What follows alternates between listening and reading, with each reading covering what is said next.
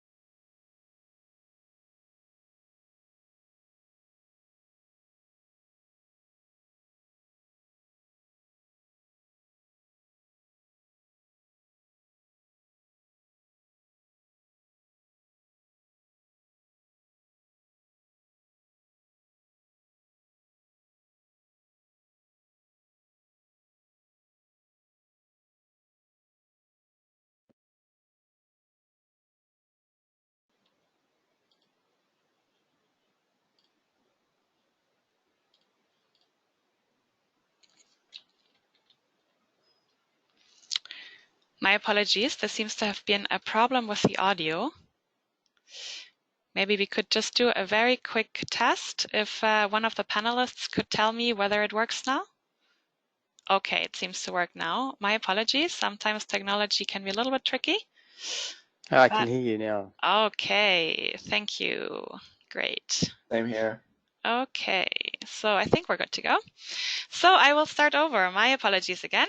My name is Nora Steurer. I work with the Global Alliance for Buildings and Construction here in Paris, and the GlobalABC is hosted at the United Nations Environment Programme. It is our great pleasure to welcome all of you here today. Thank you for joining us. This is the third webinar in a series of overall 4 webinars on the topic of buildings in nationally determined contributions. And this third webinar looks at the region Asia Pacific. We have a great lineup today, and we're very, very pleased to welcome such distinguished speakers here. Let me go through this very briefly with you because we want to give enough time to our speakers. We will start with a brief overview over the GlobalABC and facts and figures for buildings in general, followed by buildings and construction in NDCs in Asia Pacific by Peter Graham to give us an overview over the region. And then we will hear from the UNFCCC Secretariat on NDCs as vehicles for raising ambitions. And then it is our particular pleasure to hear from both India and from China on the building sector and energy efficiency and green buildings in those countries, which can arguably be described as heavyweights for the sector. So it is fantastic that we have speakers from both of those countries and experts from both of those countries here with us today. We will then have our last presentation by the NDC Partnership, and we will have enough time for Q&A. If you have a question, please note the question down and submit it in the question box in writing, indicating to whom the question goes, to which speaker. And we will read out your question at the end. We have a fantastic lineup today. You can see our speakers with their pictures here in alphabetical order by name, starting with Saurabh Didi, who is director at the India Bureau of Energy Efficiency, the BEE, and he is a real expert on buildings and energy efficiency. It is a great pleasure to welcome him here today. We also have Deo Gabinete. He is regional specialist with the NDC Partnership, and he will be talking to us about where to go for assistance. We have Peter Graham, Executive Director with the Global Buildings Performance Network and PAN Solutions, and Bernd Hagman, who's Program Officer, Mitigation, Data and Analysis with the UNFCCC Climate Change Secretariat. There's myself, and last but most certainly not least, we have Dr. Qinqin Wang, who's Vice President with the China Academy for Building Research, as well as his colleague Maolin Liu, Deputy Secretary of China Healthy Building Alliance. Allow me to take this moment to say that the China Academy for Building Research is one of our newest members who just joined the GlobalABC, and we are so delighted to welcome them here today at this webinar. Allow me to get you started with a couple of facts and figures on buildings and construction. Now, buildings in the best sense of the word really are a growing opportunity. We know that the equivalent of Paris is added in floor space every 5 days, and that of Japan every year until 2060. You can find those figures in our Global Status Report 2017 and 2018 on our website. I'm happy to send that to you if you're interested. Now, we have this narrow window of opportunity to get it right. Half of the buildings standing in 2060 have not even been built yet, and most of those will actually be built in the region. Peter will talk more about that, but it is really crucial that we use that time window and that we get it right. Now, in terms of climate change and energy use, this sector is a true heavyweight. We know that almost 40% of energy and process-related emissions, so that includes construction, comes from this vital sector, and 36% of final energy demand also comes from this sector. So again, we cannot reach the Paris Agreement goals if we do not decarbonize this sector. We know that most countries out of those that have submitted nationally determined contributions do mention buildings, which is a good news. Not all of them, but most, 136 of them. However, only a small minority actually includes concrete and ambitious action in their NDCs on buildings, and what is really missing is targets on full decarbonization in certain areas such as building design, such as cooling, such as taking up ambition that happens at the local, at the city level. Peter will talk a little bit more into that, so I will not go into depth here. Allow me to show you this map for energy codes for buildings. Now, the blue indicates where a country has a mandatory energy code for the entire sector. Now, building energy codes are essential vehicles to drive the sector forward and to set coherent standards. But 2/3 of countries in the world don't have mandatory energy codes in place as of today. And actually, most of the construction that we will see over the next years will happen exactly in those countries that do not have mandatory energy codes. By the way, if you spot something on this map that strikes you as incorrect, maybe a country has by now an energy code and you're aware of that, please drop us a message. We're very, very happy. We are always looking for new input and new data. A couple of words about the Global Alliance for Buildings and Construction, for those of you who do not yet know us. We are the leading global platform for governments, private sector, civil society, and international organizations to increase action towards a zero-emission, efficient, and resilient buildings and construction sector. By now, we have 128 members, 29 of which are countries. And here you can see the breakdown of some of our other members, such as civil society, private sector, and research. Our key activities include forging pathways towards a zero-emission, efficient, and resilient buildings and construction sector. We have developed a global roadmap with priority actions, which is right now being regionalized onto major regions in the world. If you're interested, this is a very stakeholder-driven process. We're very happy to hear from you. We also have developed an NDC guide, and Peter will speak more about this. Because he has been key in developing this.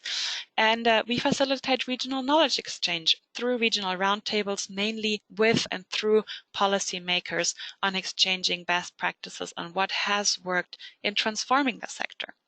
We also keep track. We keep the sector under review on a global scale. The figures and the maps you saw are from that keeping track. We have an annual global status report. The next one is due to come out at COP25, so do stay tuned. And finally, we help shape the global agenda to give the buildings and construction sector a voice in the climate change debate. I talked a little bit about regionalizing the roadmap. We are developing this right now for Asia, Africa, and Latin America. Of course, each of those are very large regions, and we do intend to break it down a little bit more, but for the moment we're looking at the regional scale.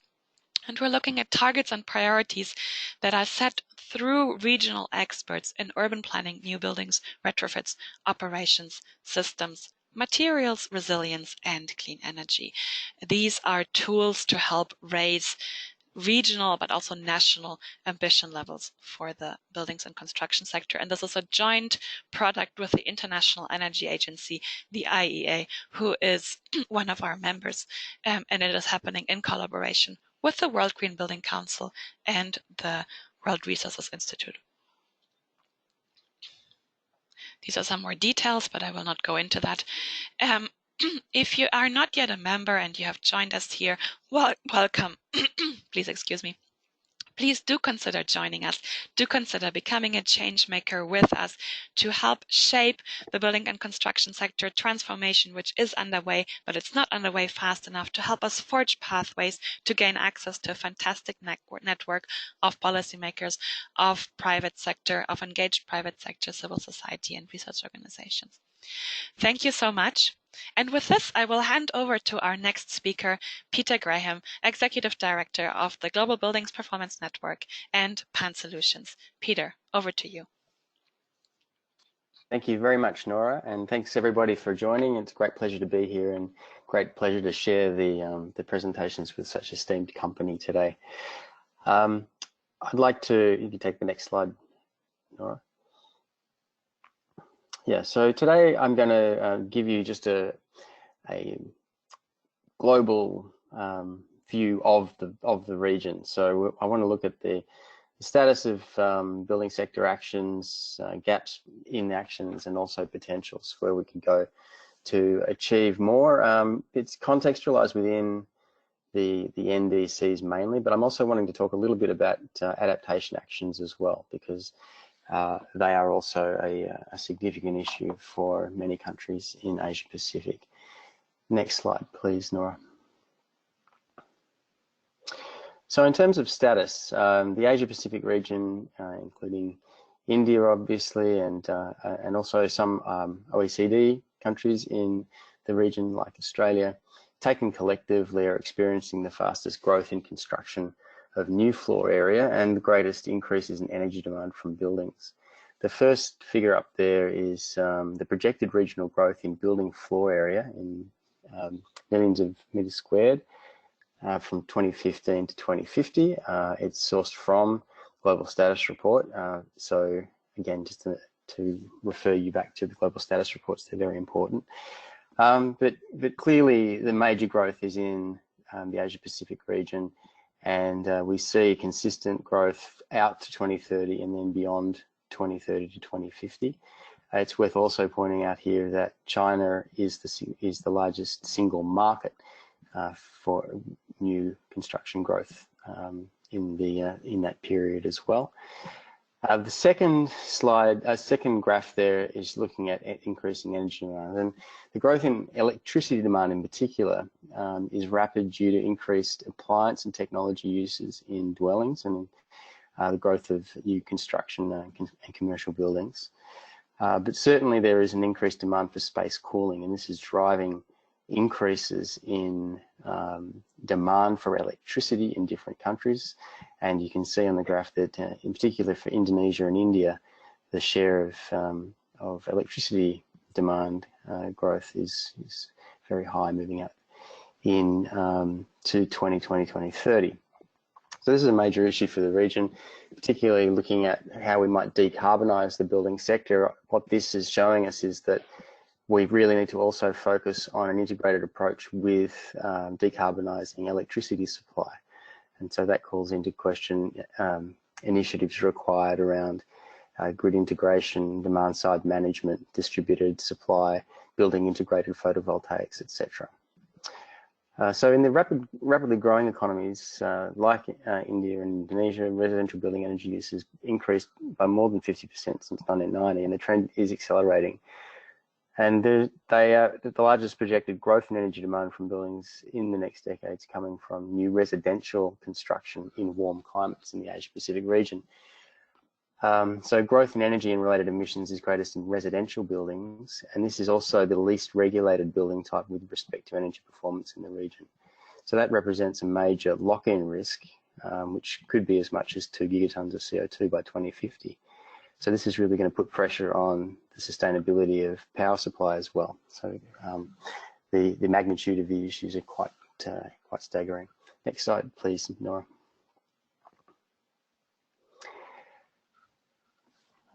Okay. So most countries in the region are developing more comprehensive building energy codes and supporting policies. But as I said, residential construction and also low energy renovations remain poorly regulated.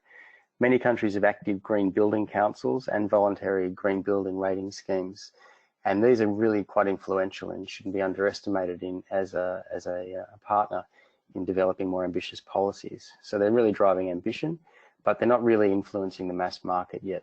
So one of the reasons for that is that there's a lack of data, which is establishing a strong business case for finances in low carbon buildings. In China, the reviews of the 13th five-year plan showing progress on the goal of retrofitting residential buildings. There was a goal of retrofitting residential buildings 500 million square meters. One of the barriers which has come up in the reviews has been a lack of finance and moving from public funded programs and really engaging the private sector in scaling up financing for retrofitting, and that's a common issue across the region as well. The GBPN helped APEC run a building codes forum in 2017 to identify where there was where the major areas for support from countries in the region. And in rank order, these were countries looking for more support for setting long-term policy goals and performance targets, and also training, capacity building and code design, implementation, compliance and stakeholder engagement. And then extending the reach of building codes and the ambition of building codes. Next slide, please. So I do want to also mention adaptation planning here. One of the reasons is that this region is one of the most vulnerable to extreme climate risks. So 6 of the 10 cities most exposed to extreme climate risks are located in the region. You can see them there on the map. But at the moment, there's little evidence of real strategic engagement with the building sector in climate change adaptation planning. And this is despite rapidly increasing urban populations and the fundamental role that the building sector is playing in providing resilience, or needs to play in providing resilience and adaptive capacity. And also how influential building sector investment and activity is in achieving sustainable development goals. So here on the slide, that sort of patchwork that you can see are the building sector actions that are being incorporated into national adaptation plans in the region. Now, only a small number of countries have actually addressed building sectors in their national adaptation plans today. But as you can see, there is an emphasis on upgrading building codes and further implementing green building strategies and planning regulations to ensure resilience to extreme weather events mainly, and also to reduce the health impacts of increasing urban temperatures and improving indoor environmental quality, or at least reducing the risk of heat-related illness and loss of productivity inside and also around buildings. There's also a call for capacity building for policymakers in integrated planning and integrated design, and then a range of other issues which are coming up that represent priorities for specific countries, like dealing with insurance risk from Australia, for example, and looking at a large really very valuable building stock right on the coast, which is very vulnerable to sea level changes and changes in the cost of insurance, etc. So this is really a key area. Some of the national, the NDCs also mention adaptation and energy, but more could be done to link mitigation actions in the building sector with adaptation plans as well. Next slide, please, Nora.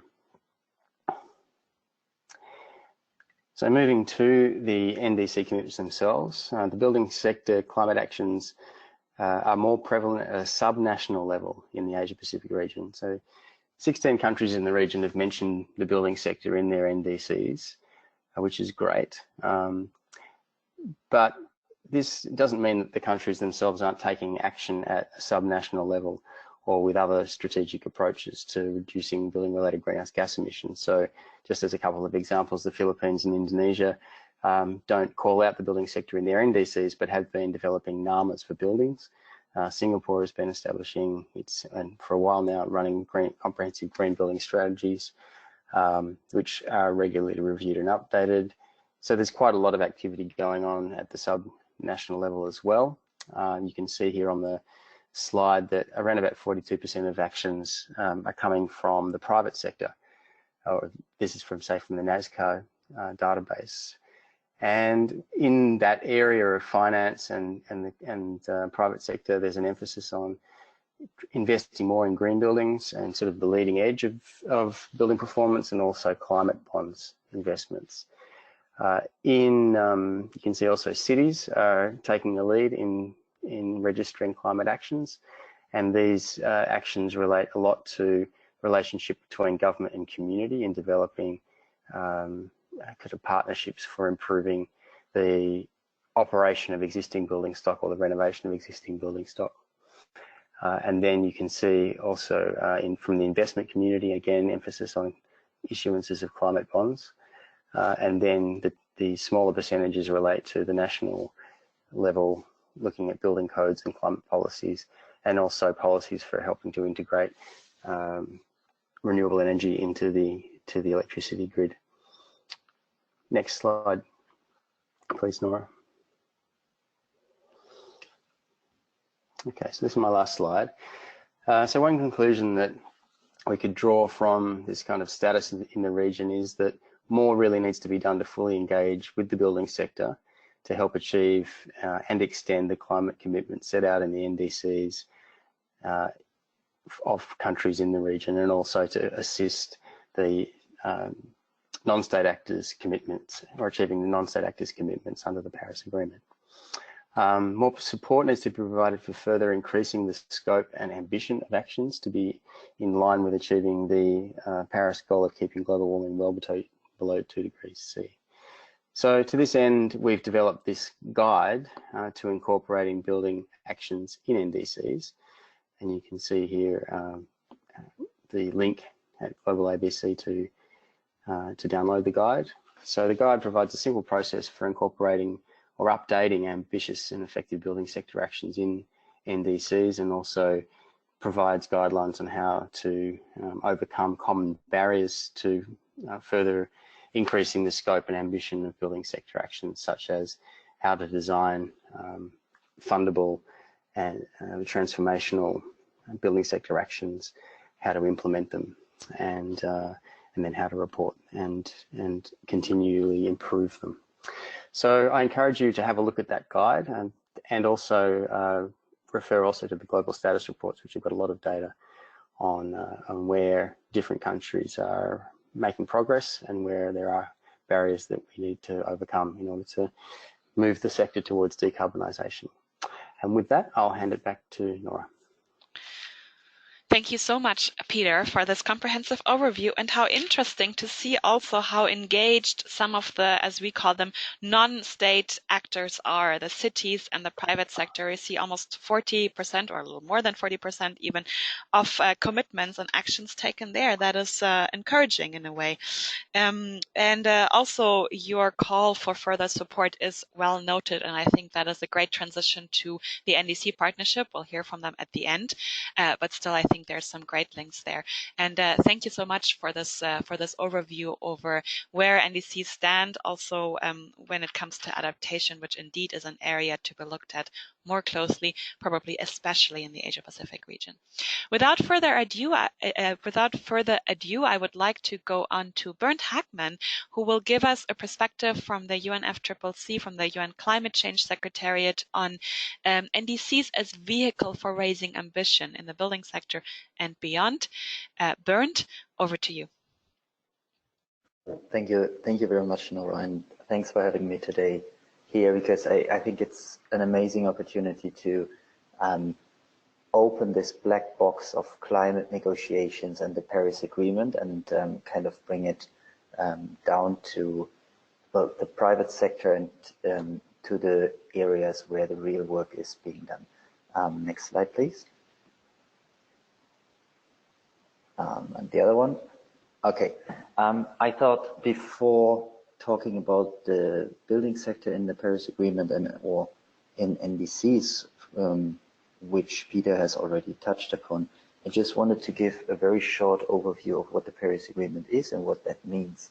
And as you mentioned, Peter, there is especially this notion of the building sector is not very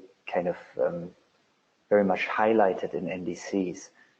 Does certainly not mean that there are no activities in that regard, and I'll come to that in a bit, but mainly I want to explain the Paris Agreement and also what you just said and the reason behind that with this picture. What you see here, depending on your screen size, whether you see it properly, but you see here more than 150 heads of states or heads of government. And these people came together not on the last day of the Paris conference in 2015, but they came there on the very first day. And what they said was, we all want to go in one direction together. We all want this Paris Agreement, and we all want to address climate change. They didn't know exactly the bits and pieces, how this will look like, because the negotiations were still to start.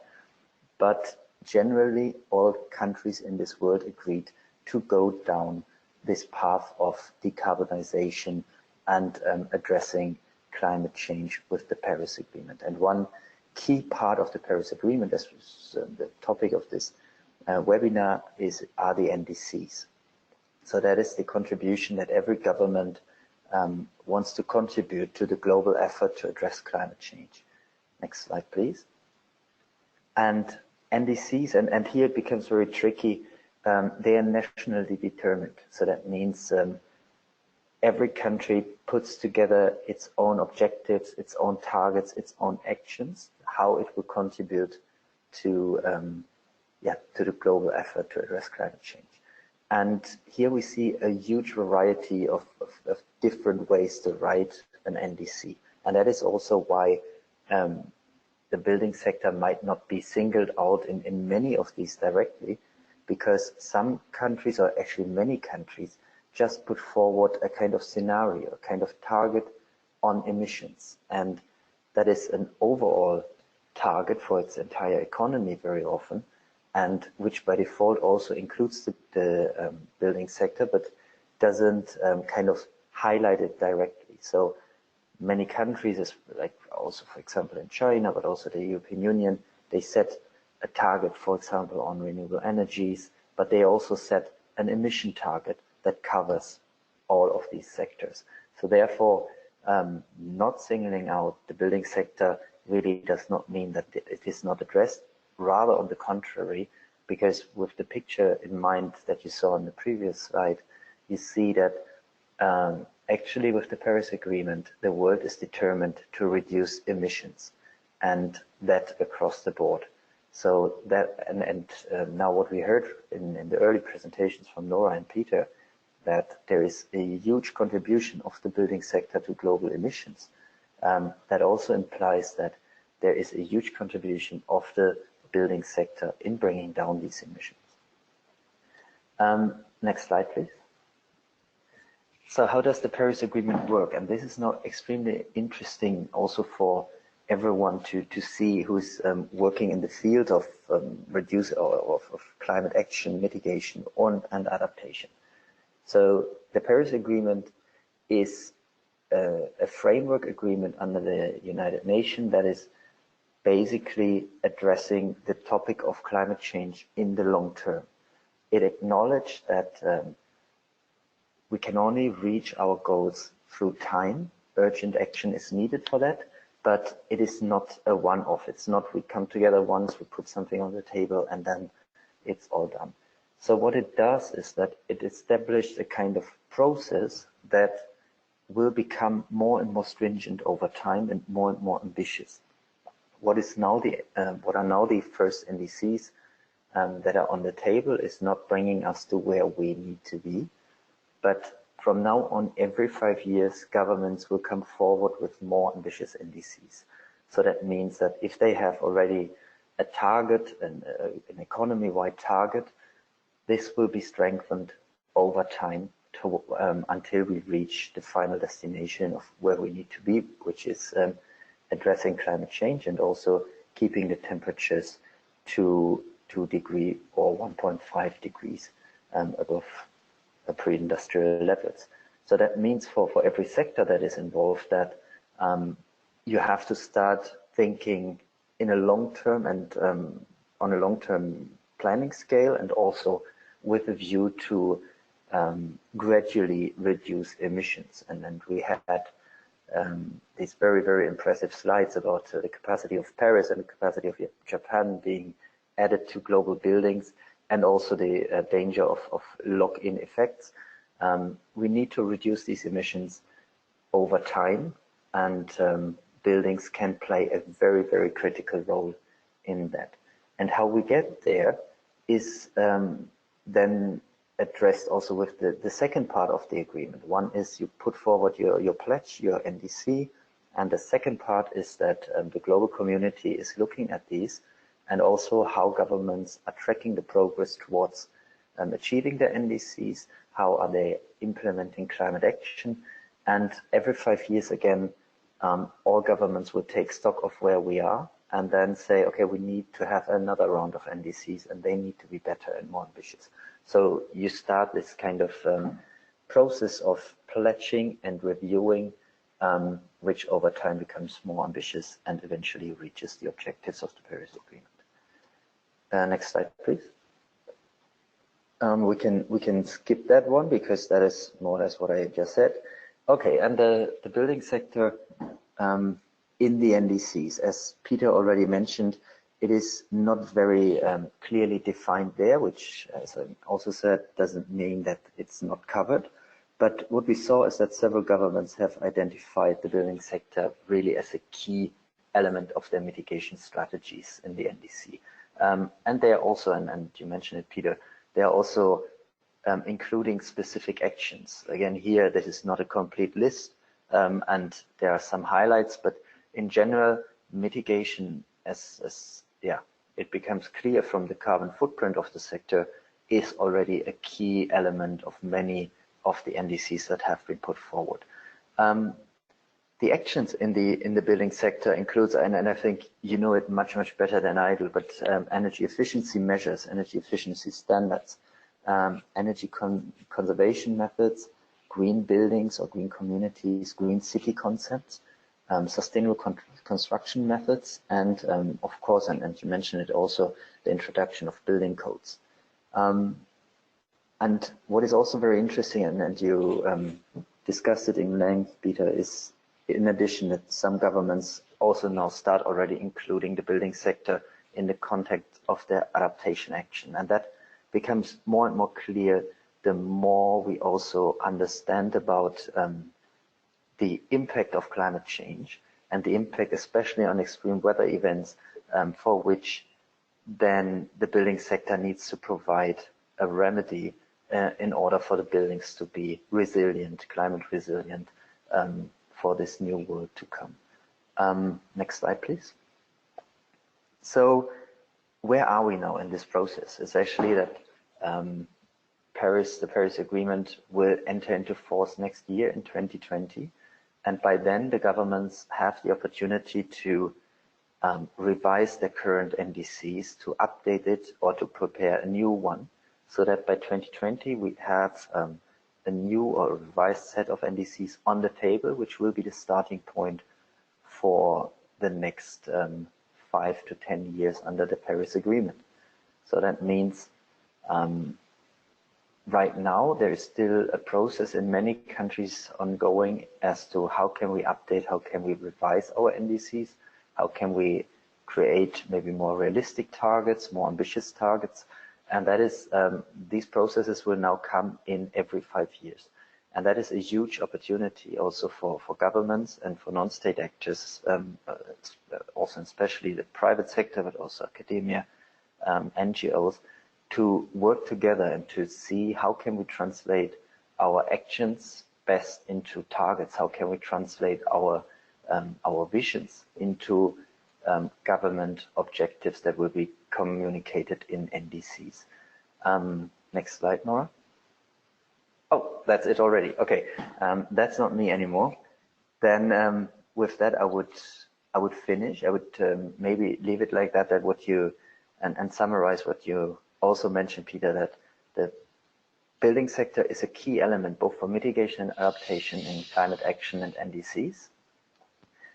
There is right now the opportunity for governments to revise theirs, and every 5 years there will be new ones. And I think this gives, when you look at it from a sectoral level, and it gives you a very good kind of schedule of what is happening. So every 5 years, these new NDCs will be more ambitious over time.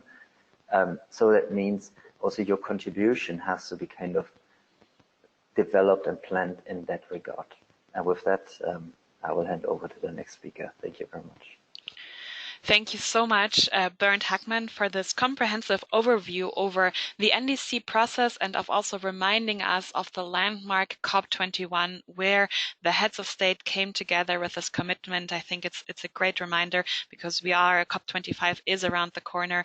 And also to remind us that both NDCs and the whole process and the peer review process, they are a real opportunity for increasing ambition, for increasing action, but also that the building sector as you rightly say, it's not just about the impact that the sector has, but that translates into a huge opportunity. So thanks very much for this. I think it was really, really interesting. And with this, we conclude the first part, which was more on the framing, on the setting the scene on NDCs, especially for buildings and especially for Asia Pacific. And we now move to look into two countries that, as I mentioned earlier, arguably can be said are real heavyweights when it comes to buildings, when it comes to cities.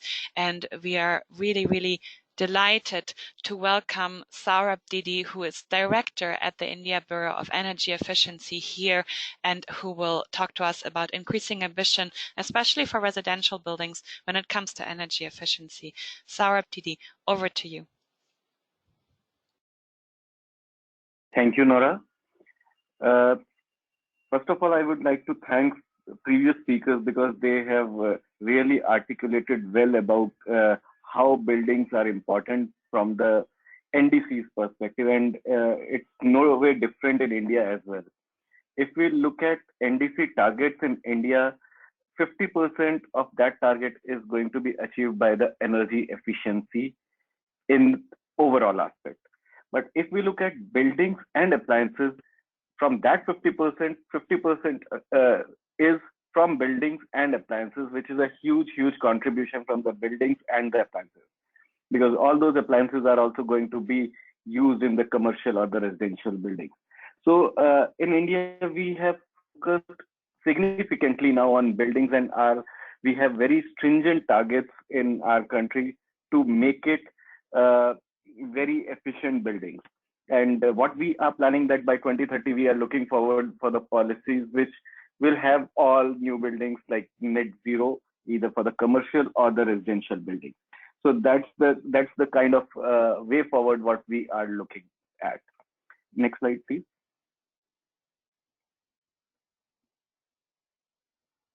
Nora, next slide.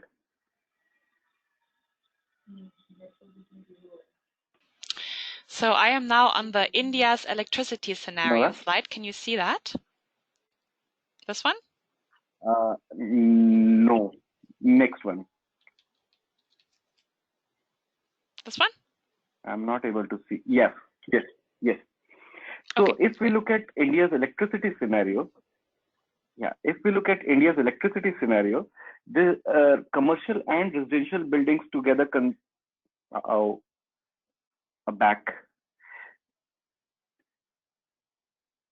India's electricity scenario. There is a bit of a backlog. If you just give it a couple of seconds, I am on the right slide here. I think it just takes 2 or 3 seconds until we're there. Yeah, now we are on the right slide. Okay, thank you. Right.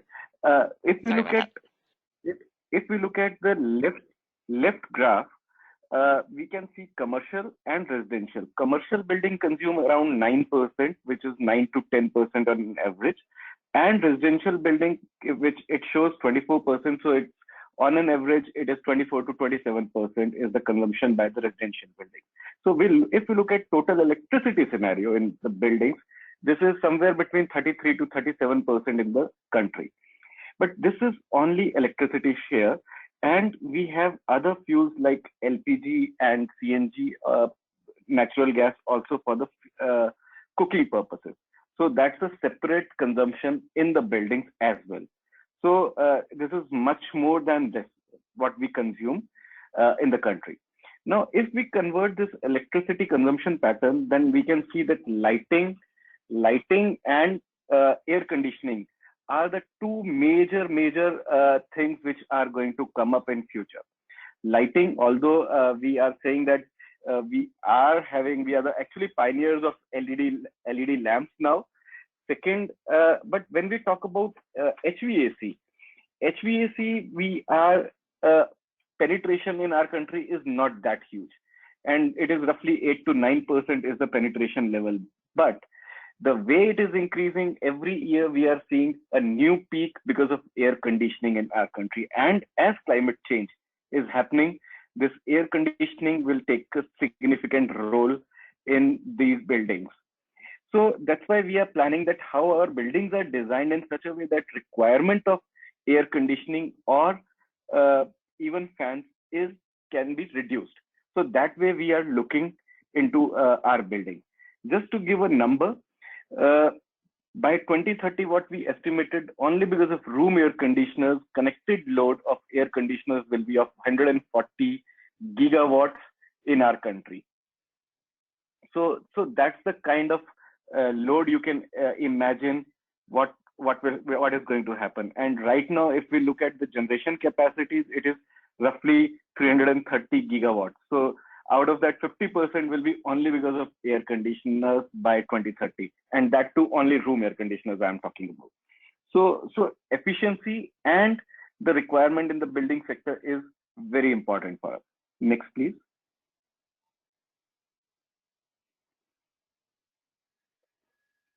Now, what Bureau is doing, or from the government perspective, we have divided this program into two aspects. One is residential building, another is commercial building. We have Energy Conservation Act, which was enacted in 2001, which gives us power for making buildings, commercial buildings, as mandatory thing, so that we can make codes in our country as a mandatory codes. But this power is with states. So right now we have 13 states who have made it mandatory. I'm going to go in details of these programs.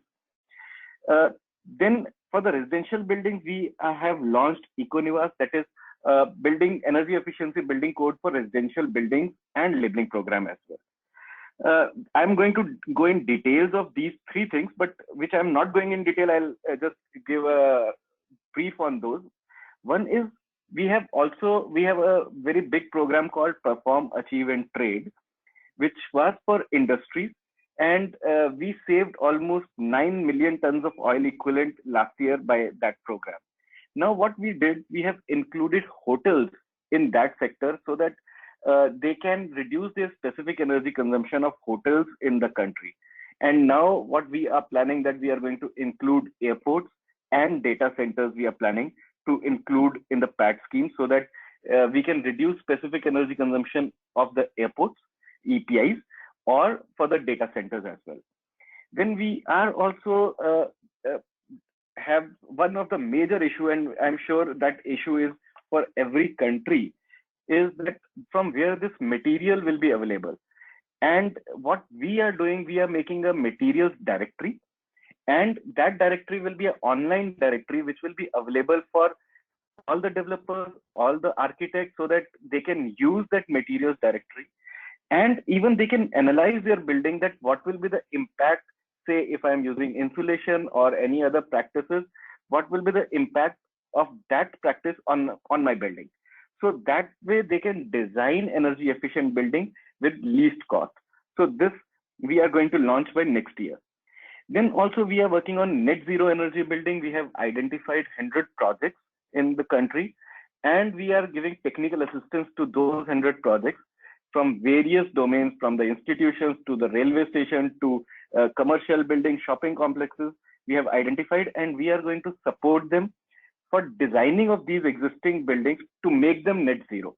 And we are going to come up with a big program for net zero as well. Next slide.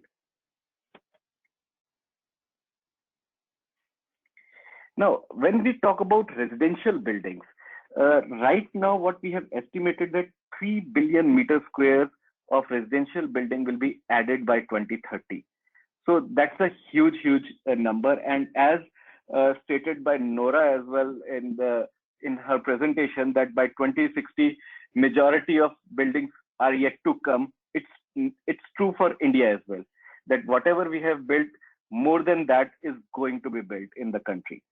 So what we did in December last year, we launched the book which you can see on the top, EcoNivas Samhita, which is a Hindi name which says that it's a code for energy efficiency in the residential building. And this book we have launched, this code we launched. This code is actually very simple code, and only 8 or 9 pages code document is there. But USP of this code is that this code is supporting building envelope, that how we design this building so that people who are living in this building get maximum comfortable hours and maximum light, the ambient light. So that's the concept behind this Econivas or residential building code, and this is the part 1 of the code.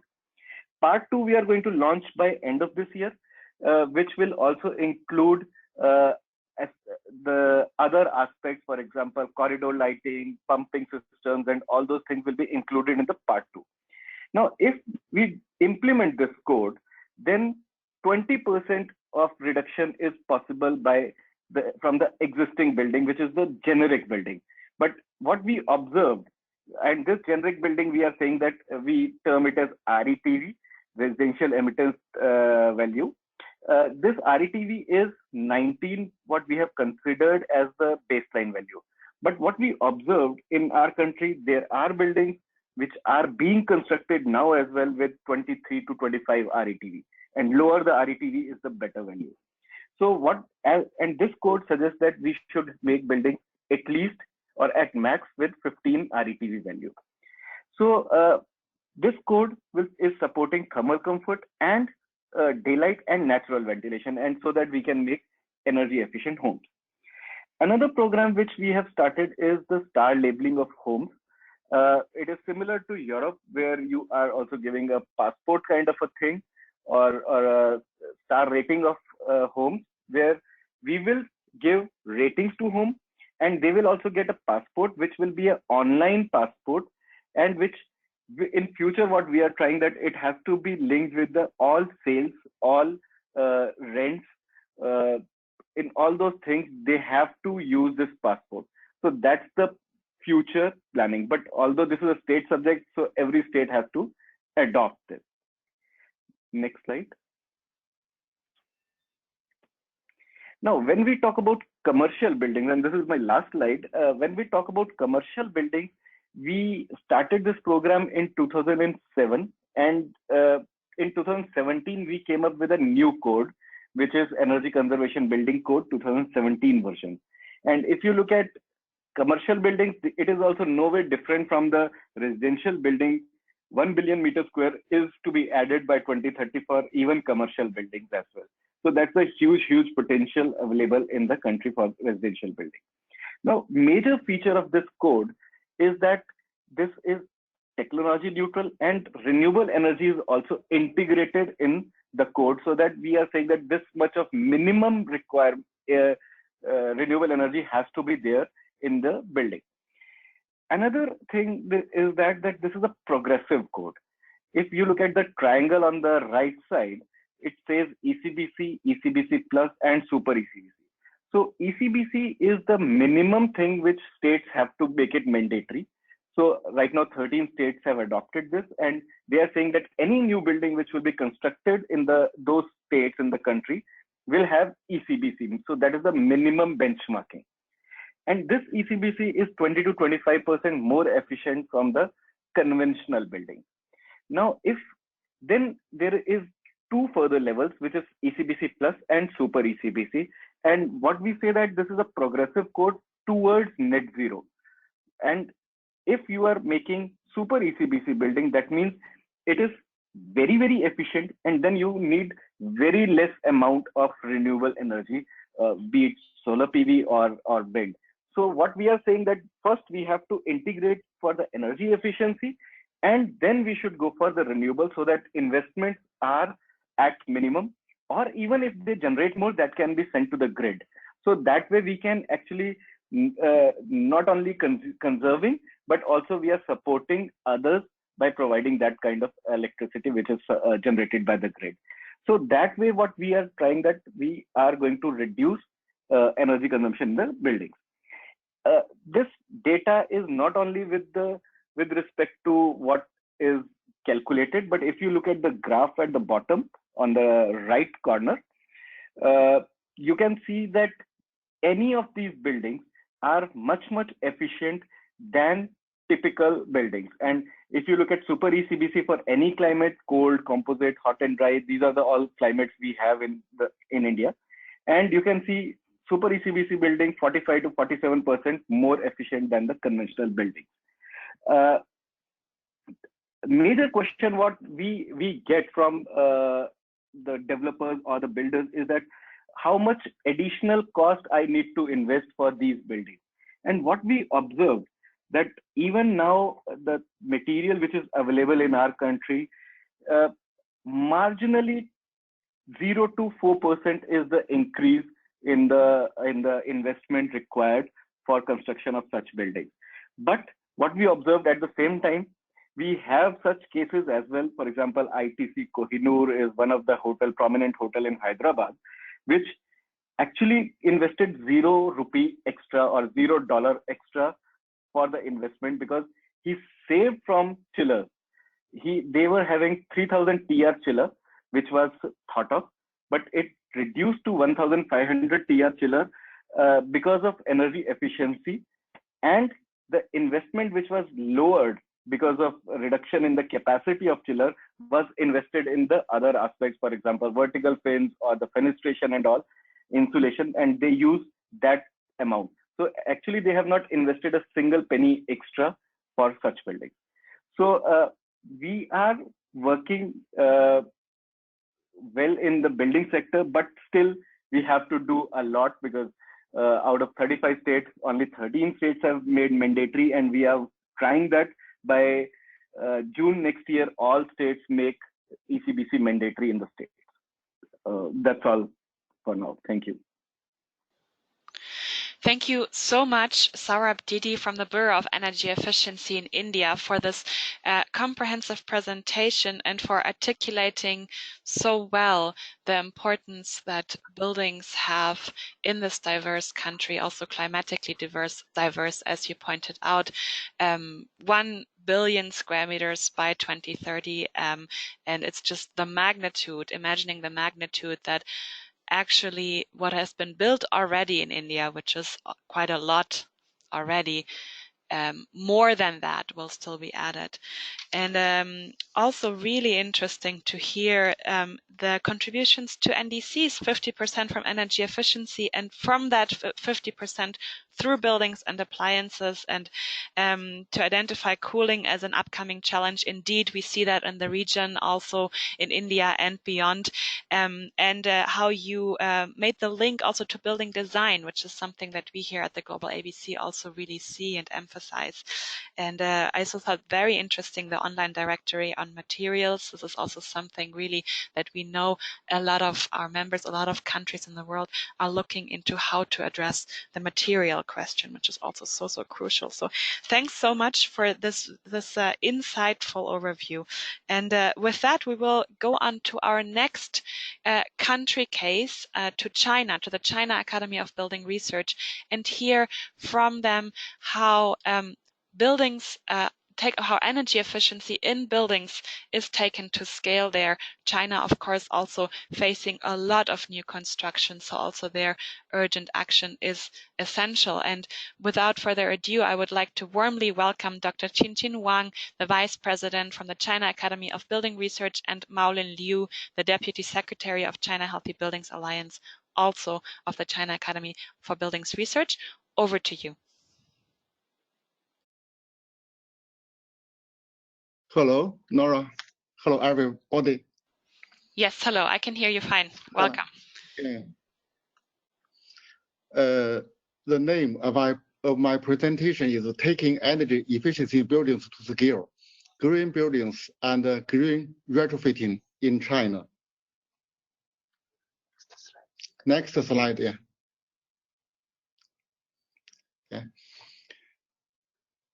The Enhanced Action on Climate Change, China's Intended Nationally Determined Contributions, INDC, was submitted on June 30, 2015.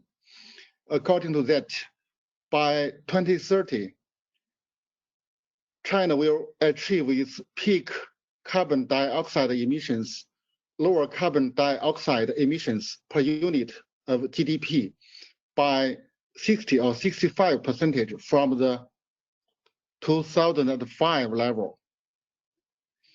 Increase the share of non-fossil fuels in primary energy consumption to around 20%, increase its forest stock by around 4.5 billion cubic meters against the 2005 level.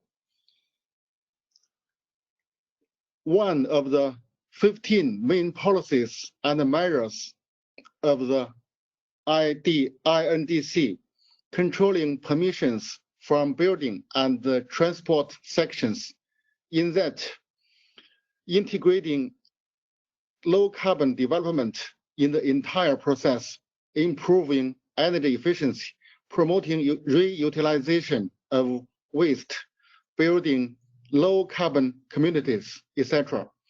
By 2020, green buildings will reach 50% of all the buildings in cities and towns. Next slide.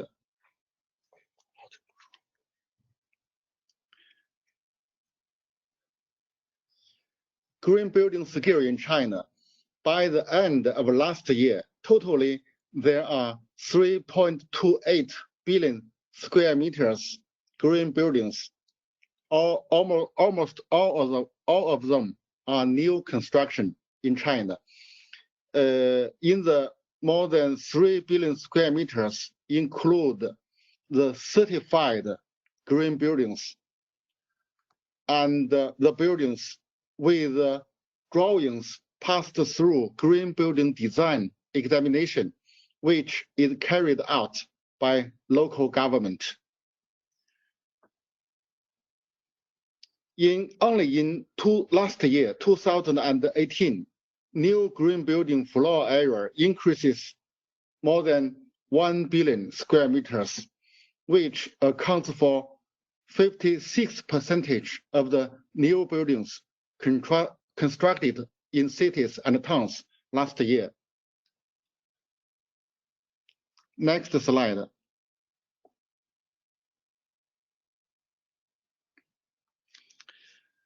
China's green building and energy saving target. The building policy principles of China is applicable, economical, green, and artistic.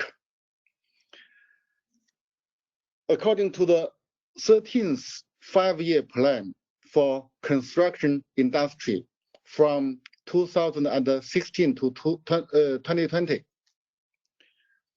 which was issued by the Ministry of Housing and Urban Rural Development. All the newly built civil buildings in cities and towns shall meet the energy saving standards, and the energy efficiency level were 20% higher than 2015. By 2020, green buildings in urban areas will account for not less than 50% of all the new construction. Next slide, please.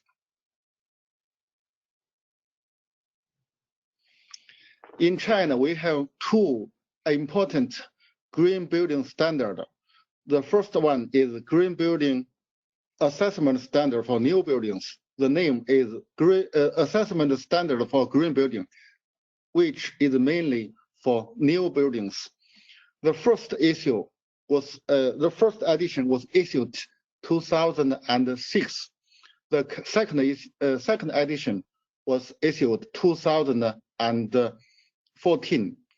The third edition was issued this year at March, and were put into effect August 1st, 2019. The left side is the 5 categories of the standard, including safety and durability, health and comfort, occupancy, convenience, resources saving, environmental livability. In the safety and durability, including 2 parts, safety and durability. In the health and comfort, include 4 parts, indoor air quality, water quality, sound, and daylighting indoor thermal environment. In the occupancy convenience includes transit and accessibility, service facility, intelligent operation, property management. In the resources saving, including land saving and land utilization, energy saving and energy utilization, water saving and water utilization, material saving and green material. In the environmental livability, include site ecology and landscape and outdoor physical environment. This is the categories of the new green building assessment standard, which is a national standard. Next slide, thank you.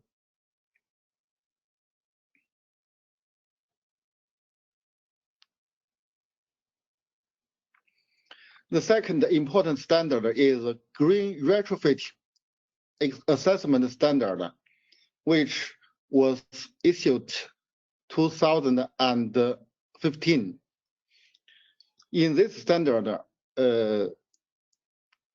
7 categories are included. The first is planning and architecture, including site design, building envelope, and built environment effect.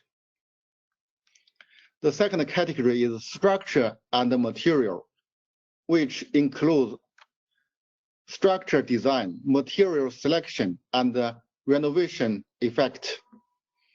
The third category is heating, ventilation, and air conditioning, in which 4 parts are included: facility and system, thermal and air quality, energy use, and renovation effect.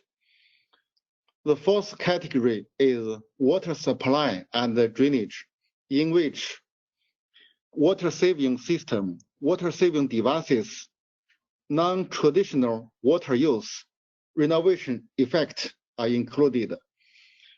The fifth category is electricity, in which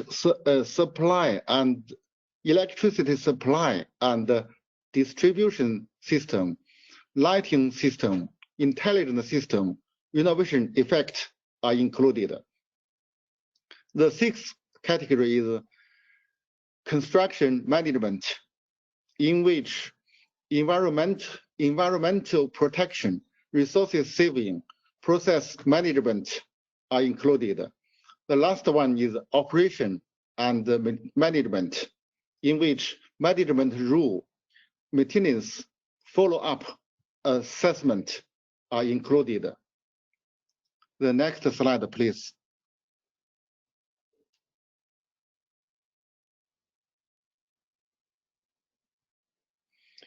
According to the China Building Energy Report 2018, the overall carbon emission in 2016, carbon emission of building sector is near 2 billion tons, specifically 0.743 billion tons for public buildings, which accounts for about 38%, 0.8 billion tons for urban residential buildings, which accounts for 41%,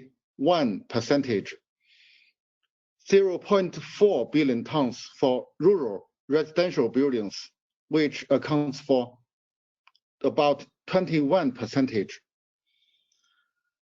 For carbon emission reduction, according to a research done by Green Building Research Center of China Societies for Urban Studies, 1 square meter green buildings can reduce 28 kilogram CO2 emission each year. the floor area of new building completed every year is more than 2 billion square meters in China. And the floor area of existing building is more than 60 billion square meters floor area.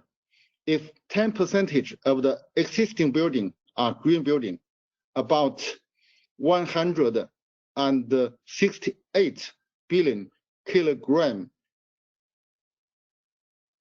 CO2 emission can be reduced each year. That's all. Thank you. Thank you. Thank you so much, Maolin Liu and Qinqin Wang, for this great overview over buildings, green buildings in China, and also really impressive, again, just the magnitude of new construction. You said 2 billion square meters added per year, and just the importance of the actions that you're taking to see by 2020, the target is also already for 50% of new construction to be green, and to have these carbon reduction targets in place is very interesting and so good to hear. So thank you so much for providing these insights into buildings in your country.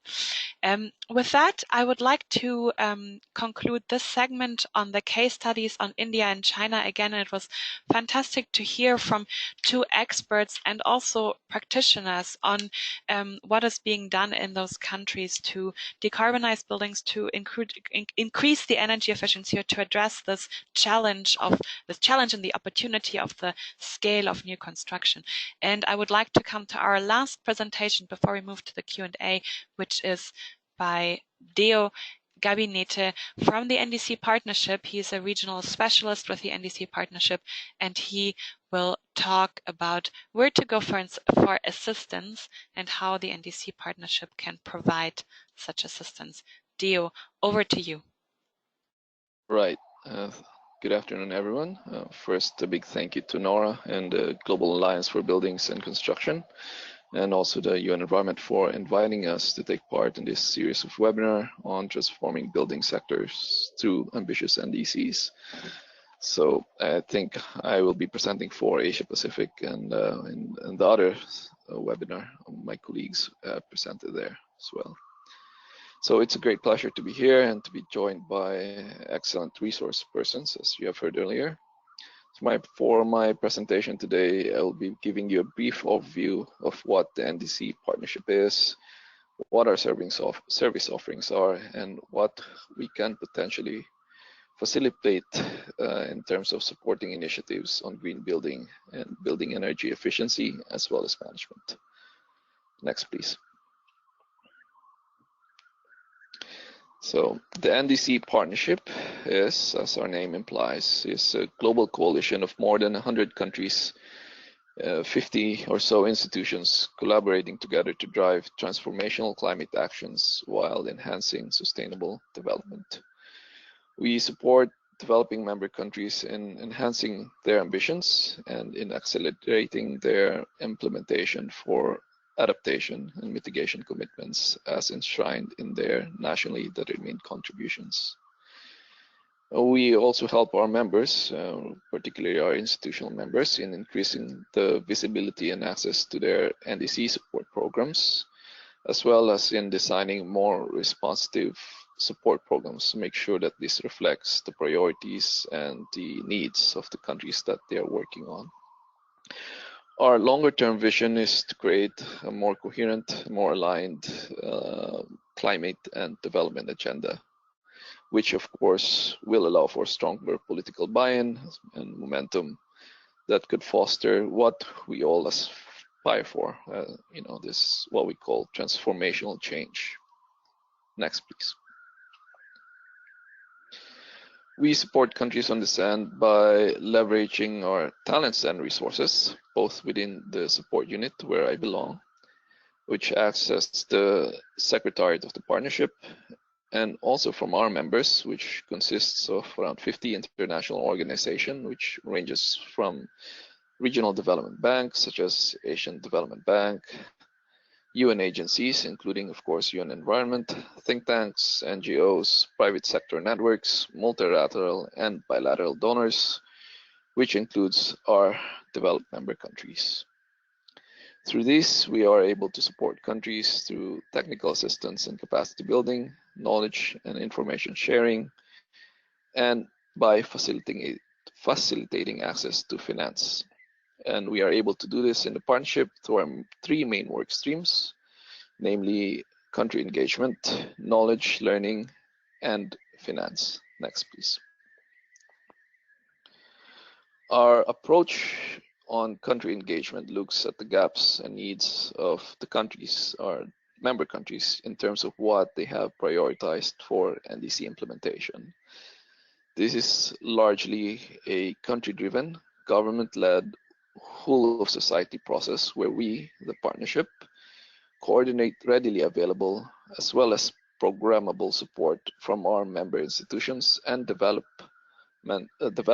member countries. It is a framework or platform for implementing prioritized demands of the countries for climate action, and we will match it with members who are able to commit resources to support them in the implementation of these actions. Next, please. The second work stream is knowledge and learning. So through this work stream, we hope to inspire and inform broader climate action by making it easier for our members to access knowledge resources and to support peer-to-peer learning. So if you go to our website, particularly in our knowledge portal, you will find different types of informational resources, such as databases for tools and publication that can help you in developing and implementing climate projects. We also have informational resources on countries relevant to NDCs, as well as our newly launched Climate Finance Explorer, where you can browse different potential sources of funding based on your needs. So you can drill down by the geographical area where you're located, or the project idea, the sector of the project idea that you are aiming to implement in your country. And we also organize peer convenings where countries encountering common challenges, such as, for example, in this case, challenges that they have in implementing building energy efficiency related projects. They can learn from each other on different good practices, or they can learn new knowledge or new skills that are made available from our members. Next, please. And finally, finance. Now, the NDC Partnership is not a grant funding institution. We're not actually an organization itself. But we do facilitate finance by assisting countries to prioritize, and by assisting countries in prioritizing, communicating their investment needs to potential public as well as private financing partners. We also support countries to develop strategies, policies, and programs that nurture conducive environments for resource mobilization. And as I have alluded to earlier, we do have in our ranks regional development banks as well as bilateral donors who can look into these climate investment priorities or project ideas. We also communicate these gaps, the gaps that we found in reviewing their priorities for NDC implementation, to donors and development agencies for future aid programming and climate action programming. We also have what we call a Climate Action Enhancement Package, which we have recently launched last September. It's a limited time offering for technical assistance to support countries in revising their NDCs for submission next year, as well as for accelerating implementation by helping them develop investment roadmaps, feasibility studies, investment plans for projects that could either help them adapt to or mitigate to climate change. Next, please. just some final words. And while we do not cater specifically for buildings and construction sectors alone, we do listen very closely to the demands of our member countries. And we will facilitate support on these sectors if we do receive relevant requests on this end. In Africa, for example, the countries have requested support for green building standards, roadmaps for hardening critical infrastructures, especially those located at coastal areas. There are also requests related to master planning for efficient road networks and urban design, review and updating of building codes, among others. However, we have not received any specific request yet to buildings and infrastructure in the Asia Pacific region. But we do see a lot of opportunities to engage in this area. As Nora and others have pointed out earlier, many countries have in fact identified buildings in their NDCs, and from the presentations you can surmise that it substantially comprise NDC targets related to energy efficiency. But as we have been observing the countries where we are currently engaged, this do not necessarily figure out on their list of priorities for requests for assistance. And when they do, these requests are often vague and not very concrete, and on many of these underlying reasons have been pointed out by the earlier presenters. And maybe a more specific case to the business model that we have with the NDC partnership, our main entry point for engagement in the countries is at the national level. Perhaps the issues and concerns related to building and construction sector are not communicated well at this level, as opposed to, say, when your main stakeholder, the stakeholders you're directly engaged with, are at the subnational or city or town level. But again, to reiterate, we are very much happy to engage on this front upon the request for developing member countries. So there. Looking forward, we believe that in order to foster greater country ownership of climate commitments related to NDCs, all 9 ministries, not just the ones in charge of climate change or the Ministry on Environment, they need to be involved in NDC implementation. And the same can be said with the development partners supporting these countries. Needs a whole of alphabet soup of UN agencies, multi-MDBs, INGOs working together, including collaborative groups and networks such as GABC. And with that, I finish my presentation. Thank you very much, Dio Gabinete from the NDC Partnership, for giving us an overview over what the NDC Partnership can do and can offer to support countries.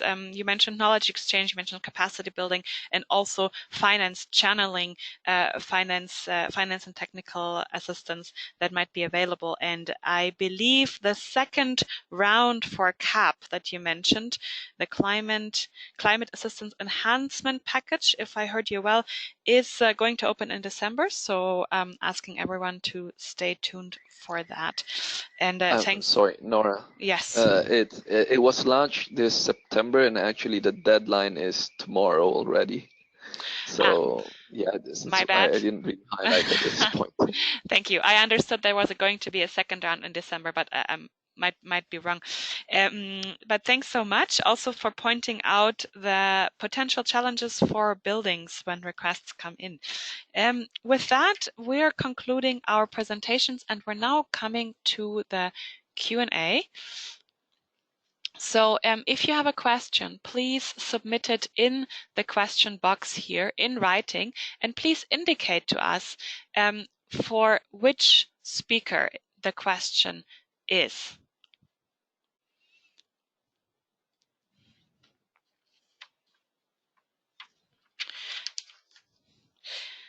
Let me start with one question to our speakers from India and from China, to Saurabh Didi and to Maolin Liu. You've talked very comprehensively and nicely about the mitigation actions from the buildings and construction sector for green buildings in China and the reduction in energy efficiency by 20% compared to 2050. I'm sorry, the increase in energy efficiency by 20% for China and for India, new code developments, the ECBC code, for instance.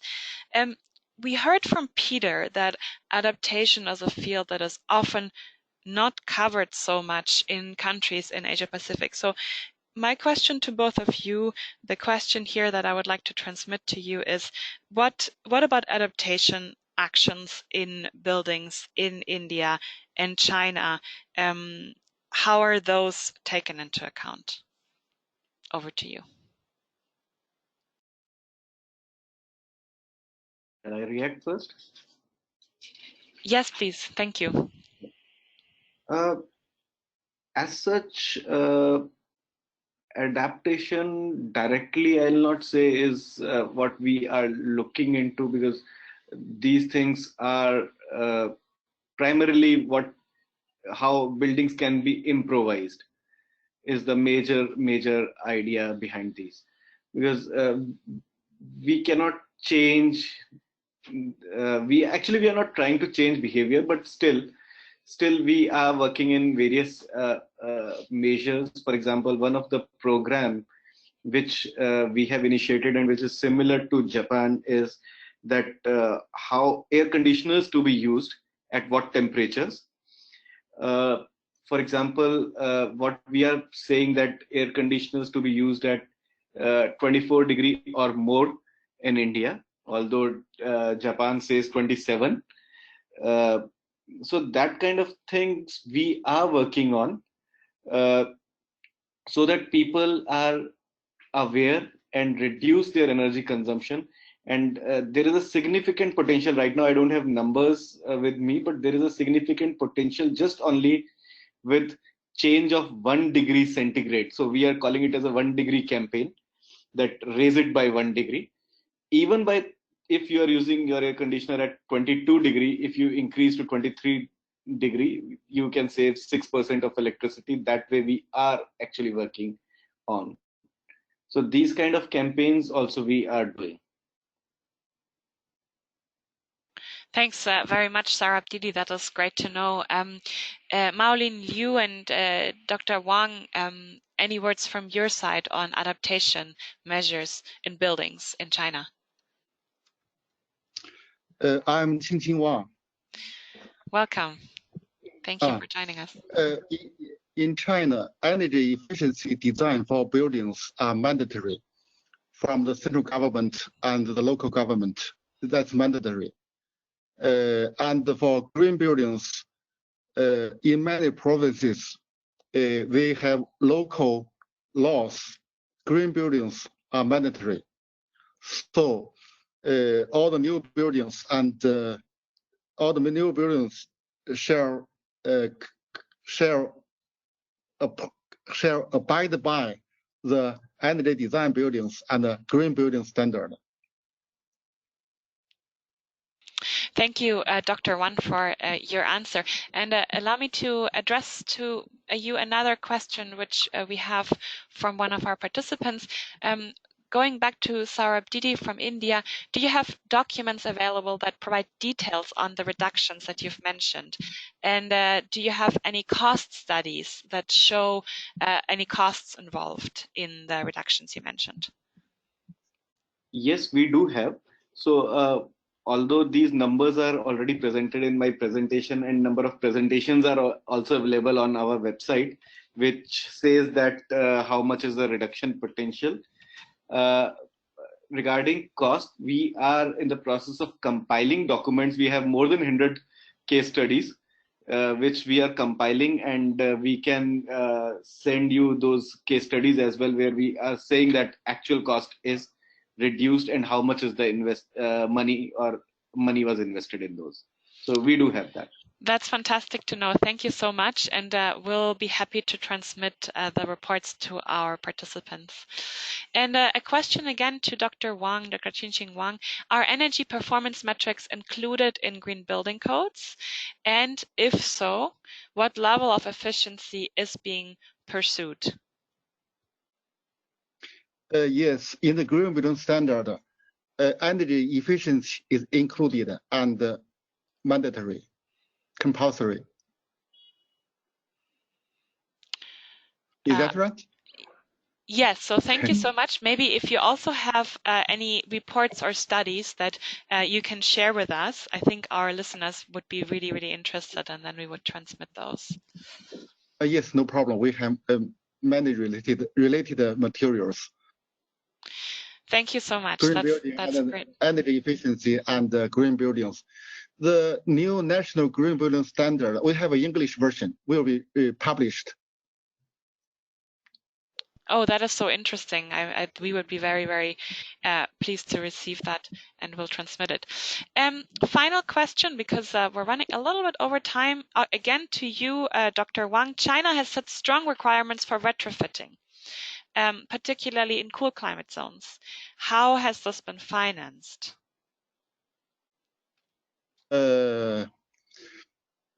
Generally, the central government and the local government and the owners of the building, the three parts totally separately contribute the finance. Great to know. In different provinces, maybe the policy is different. Yeah, so different policies per province, but in general, there is the three levels, including the province, but also including the owner, if I understood you correctly. Yeah. Thank you. Thanks so much. We are at the end of this webinar. This was really, really interesting. Thanks to our distinguished speakers for providing your insights, to Peter for giving us facts and figures about the region, about NDCs, about buildings, about adaptation and mitigation, to Rob, Bernd Hackman from the UNFCCC of reminding us of the process and the importance of this process to raise ambition levels, and that it is about achieving the Paris Agreement. It is about decarbonizing, in this case, the building sector, but also the potential of the building sector to the broader target. And of course, special warm thanks to our speakers from the two countries, from India, Saurabh Didi, on these great insights on what India is doing in buildings and how seriously this is taken, measures for energy efficiency in buildings there, and in China as well, with the green buildings goals and the energy efficiency reductions, 20% higher energy efficiency in compared to 2050. And of course, also to Dio for the insights on what the NDC partnership is able to do and how they are able to assist. With that, I would like to end this webinar. Again, thank you all for joining. Thank you for your questions. Thanks to our distinguished speakers. Let's keep in touch. We'll be happy to transmit to you the studies mentioned. Saurabh Didi mentioned they have some great reports on that. We'll be happy to transmit that to you, and same for studies from the China Academy of Building Research. If you're interested in the Global Alliance for Buildings and Construction, do send us a message, global.abc@un.org, and we would also be delighted to consider your membership applications. Thank you so much. Have a great day or evening, depending on where you are. Thank you and goodbye. Thank you. Okay, thank you. Thank you. Bye. Thank you, Laura.